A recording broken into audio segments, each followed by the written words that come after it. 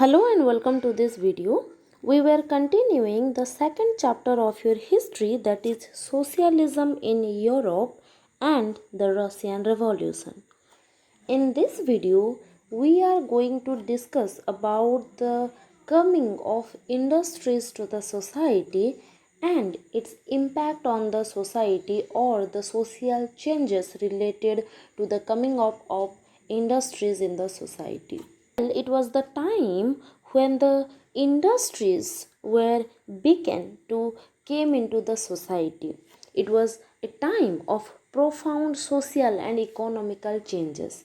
We all knew that in the economy, the growth and development and changes in one sector influence the other two sectors. In general, the economic activities or the sector of the economy are classified into three types: the primary sector, the secondary sector, and the tertiary sector. The primary sector includes jobs like agriculture, mining, etc. The secondary sector is also called the manufacturing sector or the industrial sector, and the tertiary sector means the service sector like transportation, banking, insurance, etc. So development of any one sector or changes in any one sector, whether positive or negative, impact the other two sector also. In that way, when the industries started coming up, many social and economical changes also occurred in the society. Some changes like new cities came up, new industrialized regions developed, railways expanded, and the industrial revolution occurred. So the first is new cities started coming up because when the industrialization happened, it needed transportation facility, banking facility, insurance facility, etc. for its better development. And when all these facilities started gathering up at a place, then automatically that place will develop.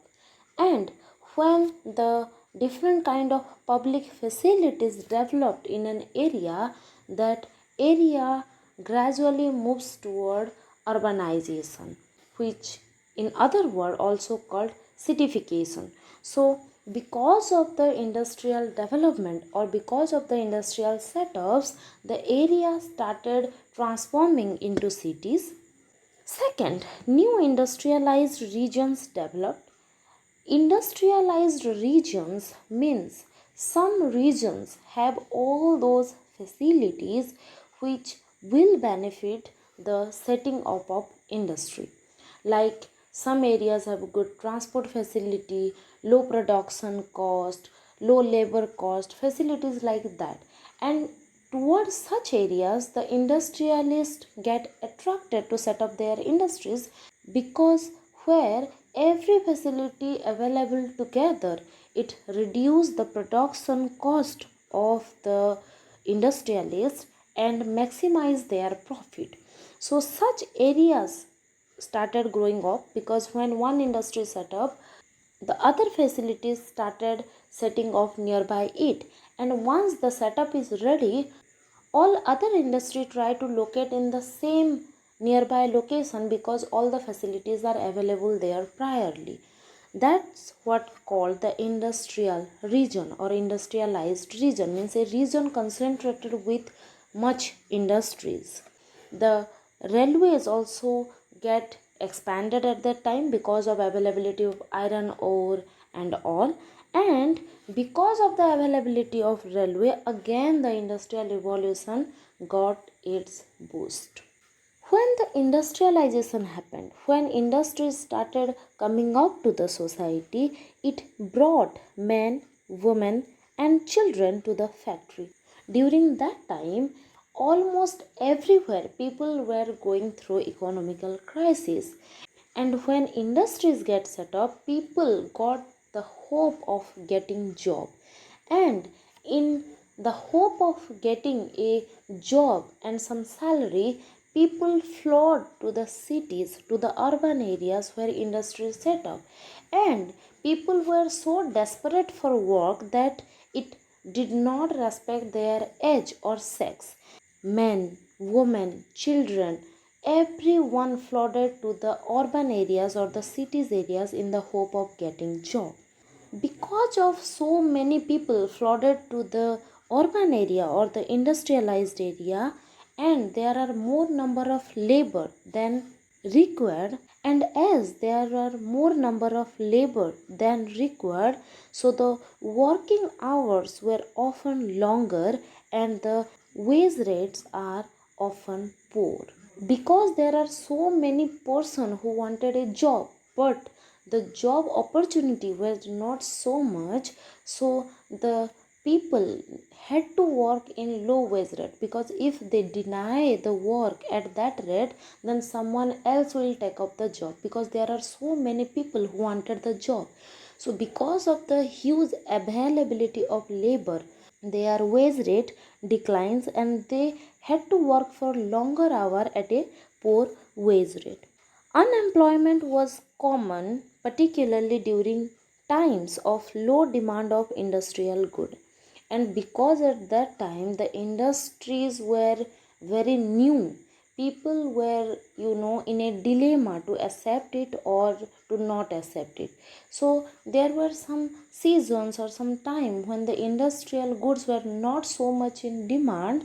The industrialists require less labor. Why they will pay a huge labor when their product is not getting sold?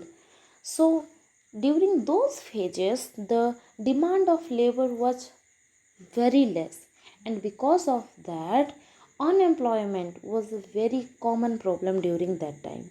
As many people flooded to the cities in the hope of getting some job, the population of those cities rised rapidly, and as a result of that, housing and sanitation were a big problem that time. People had to stay in a congested area, and when much number of people gathered in a smaller area, sanitation is obvious problem. Liberals and radicals searched for solutions to these issues. The liberals and radicals, they acknowledged that these are the problem and these problems need to be resolved. So the liberals and radicals started searching for alternatives, for solutions, that how to tackle these issues of housing problem, of unemployment, of sanitation, etc. Almost all industries were the property of individuals. Liberals and radicals were often property owners and employers. Well, as we discussed in last video, that the liberals and radicals, they were not against private property, but they wanted the availability of the opportunity to accumulate private property open for all. So at that time, most of the industries were private property or personal property, and maximum owner belongs to the ideology of liberals or radicals.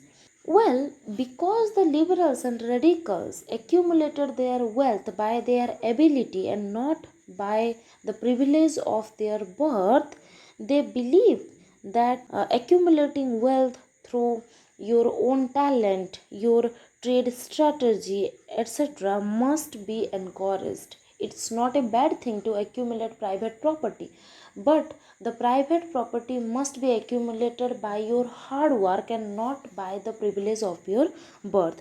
And the liberals and radicals also believed that good health and education system should be provided to the people so that they can contribute more to the economy, because health and education are the tools which prepare the human into human capital or human into human resource.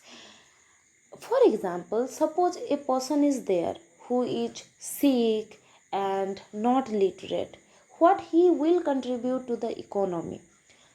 He will take leaves in every alternative day because of his poor health. He is not so educated or specifically skilled, so that person, he or she, will contribute very less to the economy. At the same time, if there is a person who is healthy, who is educated, who is skilled, he or she can make more contribution to the economy. For example, a doctor can contribute more to the society because he is educated, he has specific skill compared to a daily wage labor. Like that, the liberals and radicals believe that if the health and education facility would be extended to all, then more people can contribute to a bigger economy. Opposed to the privilege by birth, they firmly believed in the value of individual effort, labor, and enterprises. And the liberals and radicals, they owned most of the industries, but they believed that the property accumulated by your own talent must be encouraged. They were completely against the privilege by birth. They believed that the value of individual effort, individual labor, individual enterprising skill must be encouraged. They also believed that societies would develop if freedom of individuals was ensured. The poor could labor and those with capital could operate without restraint. The liberals and the radicals, they believed that a society will progress only when individual freedom will be ensured. Someone who want to work must get work.